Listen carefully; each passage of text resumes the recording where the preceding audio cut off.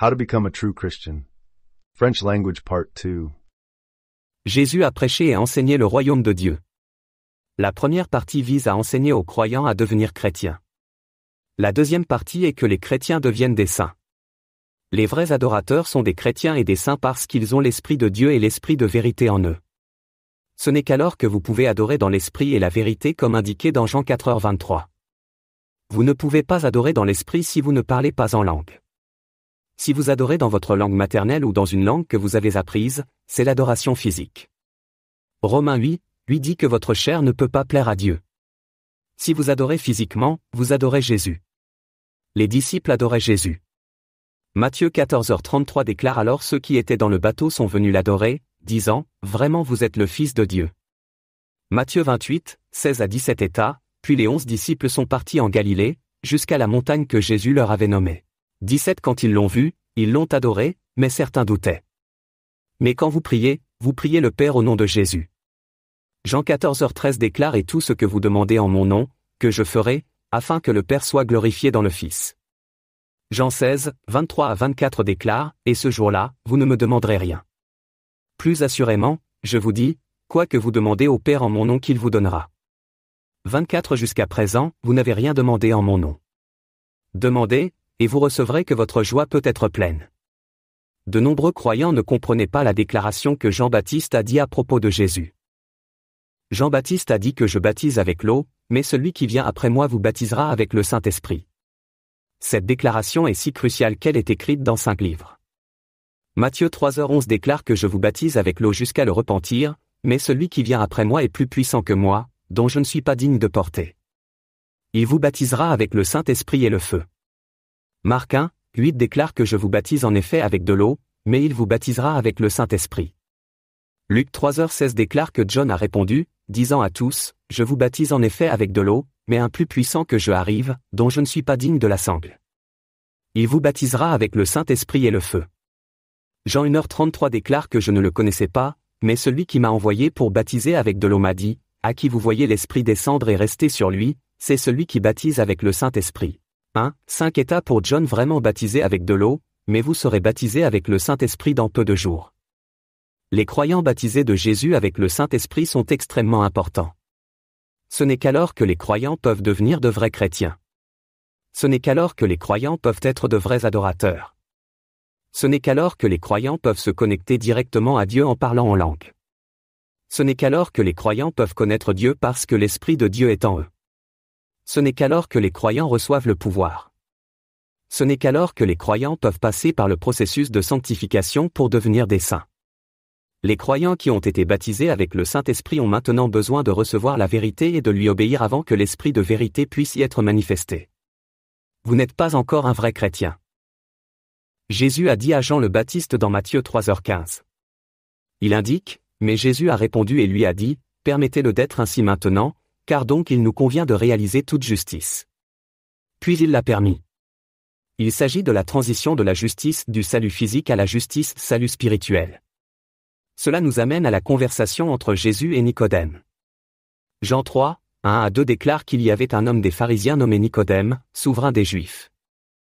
Cet homme est venu à Jésus la nuit et lui a dit, « Rabbi, nous savons que vous êtes un enseignant venant de Dieu, car personne ne peut faire ces signes que vous faites à moins que Dieu ne soit avec lui. » Nicodème croyait à la justice physique et avait toujours l'esprit d'origine. Jésus a expliqué qu'il avait besoin de devenir un croyant à la justice spirituelle. Jean 3 déclare que Jésus a répondu et lui a dit, « Plus assurément, je vous dis, à moins que l'on ne soit né de nouveau, il ne peut pas voir le royaume de Dieu. » Vous devez recevoir Jésus spirituellement comme votre sauveur.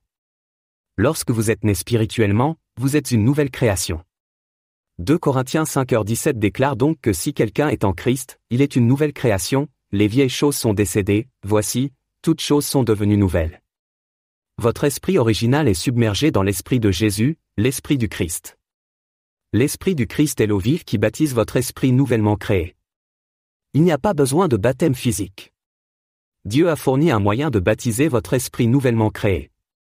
2 Corinthiens 5h16 déclare donc, à partir de maintenant, nous ne considérons personne selon la chair.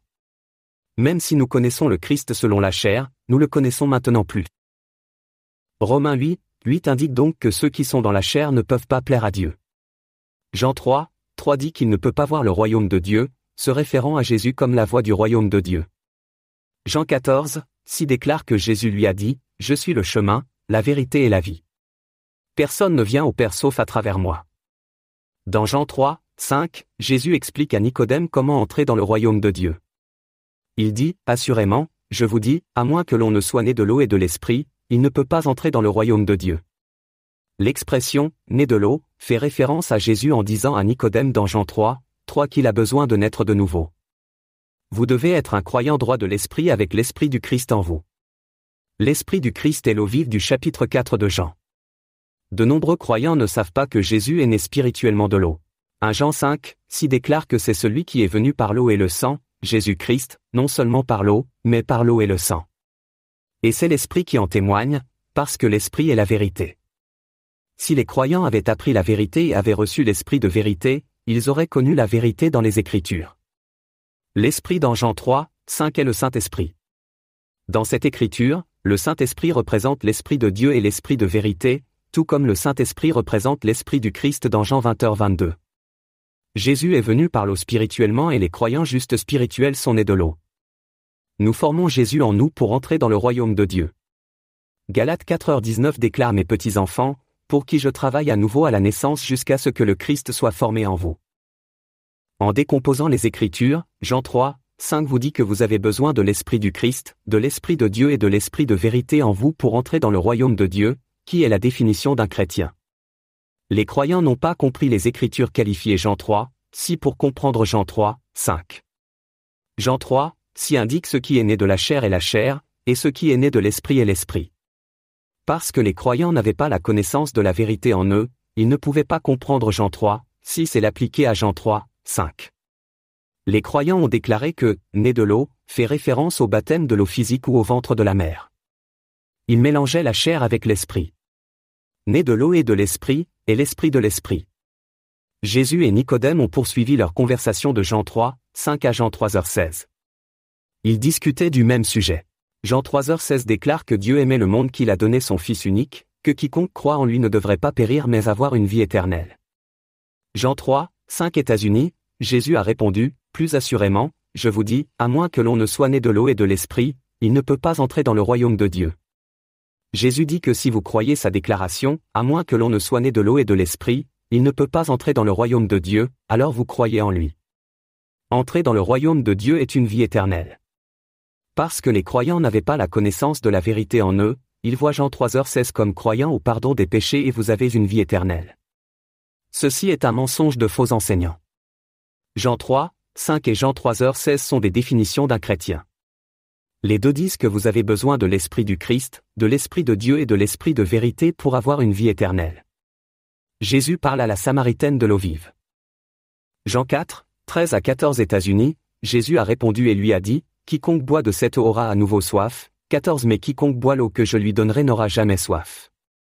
Mais l'eau que je lui donnerai deviendra en lui une fontaine d'eau jaillissant dans une vie éternelle. L'eau vivant est l'Esprit du Christ. Lorsque l'eau vive devient une fontaine d'eau jaillissant dans une vie éternelle, vous avez reçu l'Esprit de Dieu et l'Esprit de vérité en vous. Jean 7, 38 à 39 indique que celui qui croit en moi, comme l'a dit l'Écriture, de son cœur coulera les rivières de l'eau vive. 39 Mais il a parlé de l'Esprit, que ceux qui croyaient en lui recevraient, car le Saint-Esprit n'a pas encore été donné, car Jésus n'était pas encore glorifié. Jean 4, 22 à 23 indique que l'heure arrive, et maintenant, quand les vrais adorateurs adoreront le Père en esprit et en vérité, car le Père cherche tel à l'adorer. 24 Dieu est l'Esprit, et ceux qui l'adorent doivent adorer dans l'Esprit et la vérité. Ceux qui croient en Jésus, l'Esprit du Christ recevront le Saint-Esprit et deviendront les vrais adorateurs adorant le Père en esprit et en vérité. Ils ont reçu l'Esprit de Dieu et l'Esprit de vérité. Matthieu 28, 19 à 20 NKJV déclare, « Allez donc et faites des disciples de toutes les nations, les baptisant au nom du Père et du Fils et du Saint-Esprit, leur apprenant à observer toutes les choses que je vous ai commandées, et voilà, je suis toujours avec toi, même jusqu'à la fin de l'âge. » Amen. J'aime utiliser Matthieu 28, 20 NIV car il utilise le mot obéissance, pas observer. Il indique et leur apprenant à obéir à tout ce que je vous ai commandé. Et je suis sûrement toujours avec vous, jusqu'à la toute fin de l'âge. Beaucoup me demandent comment j'ai obtenu l'Esprit du Christ, l'Esprit de Dieu et l'Esprit de vérité de Matthieu 28, 19. Les croyants forment Jésus en eux. J'ai regardé quand Jésus a été baptisé dans Matthieu 3h16 et que l'Esprit de Dieu est descendu sur lui. Vous recevez l'Esprit du Christ lorsque vous acceptez Jésus comme votre sauveur spirituellement. Il dit que Jésus est la vérité dans Jean 14:6. De plus, Jean 15h26 déclare, « Mais quand l'assistant viendra, que je vous enverrai du Père, l'Esprit de vérité qui procède du Père, il témoignera de moi. » Pour le faire clairement. Matthieu 28:19 signifie qu'un croyant de la justice spirituelle est baptisé avec le Saint-Esprit. Le Saint-Esprit est l'administrateur de l'Esprit de Dieu et l'Esprit de vérité. Un chrétien a l'Esprit du Christ, l'Esprit de Dieu et l'Esprit de vérité. Obéissez également à la vérité. L'Esprit du Christ, l'Esprit de Dieu et l'Esprit de vérité contiennent tous de l'eau vive. Lorsque les croyants sont baptisés avec le Saint-Esprit, leur eau vive augmente. Jean 4h14 fait référence à cela comme une fontaine d'eau jaillissant. Jean 7h38 le fait référence car votre cœur coulera les rivières de l'eau vive.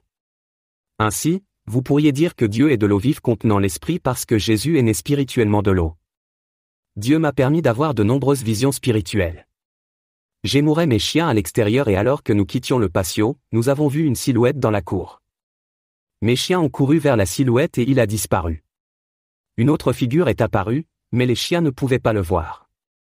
J'ai décrit la silhouette en prenant un seau d'eau et en le jetant dans l'air et il a formé un corps en marchant comme de l'eau. Il y avait une petite lumière ronde près de la zone du genou. Maintenant, je sais que j'ai vu un esprit avec de l'eau vive. Matthieu 28:19 montre que l'Esprit de Dieu et l'Esprit de vérité sont faits individuellement, mais le Saint-Esprit les administre ensemble. Donc, il n'est pas automatique que vous ayez l'Esprit de vérité, ce qui nous amène à la situation d'aujourd'hui. Les croyants ont l'Esprit du Christ et l'Esprit de Dieu mais n'ont pas la manifestation de l'Esprit de vérité à cause de ce qui s'est passé dans l'Église primitive. Vous n'êtes pas chrétien avant d'avoir l'Esprit de vérité. Marc 16:15-18 déclare et il leur a dit, « Entrez dans le monde entier et prêchez l'Évangile à chaque créature.